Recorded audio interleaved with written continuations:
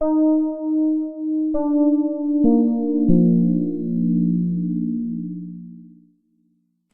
what should happen is we should repeal HB2. I think the backlash from the business community has been the most impressive thing we've seen so far in the last 5 years of this kind of discriminatory legislation being handed down.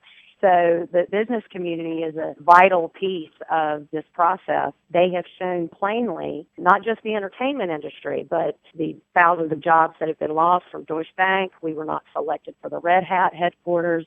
They're now going to Boston, and of course PayPal. We'll see that sort of thing continue, I'm sure, because the substance of the statute didn't change. You live in an area that is heavily dependent on tourism. Do you think we will or are feeling the effects of that in our tourism industry? Certainly, because with the business that comes to our communities in the state, it also triggers tourist activity as well. And so we are nationally now being looked upon as a state that discriminates, with a governor that clearly leads from behind.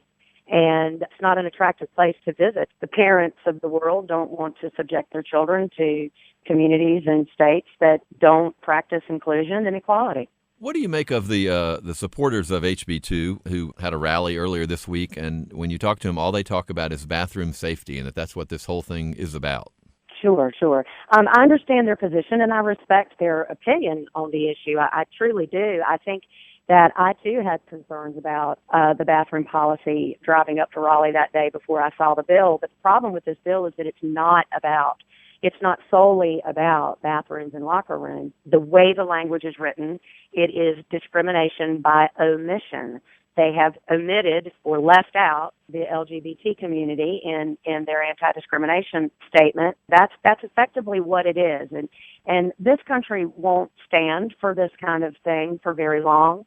I think it's an interesting lesson in history. History does repeat itself. You know, segregation in the southern United States did not end just because the citizens of the United States said no more. It ended because the businesses in the United States told the federal government that they weren't going to do business in the South anymore as long as segregation laws existed.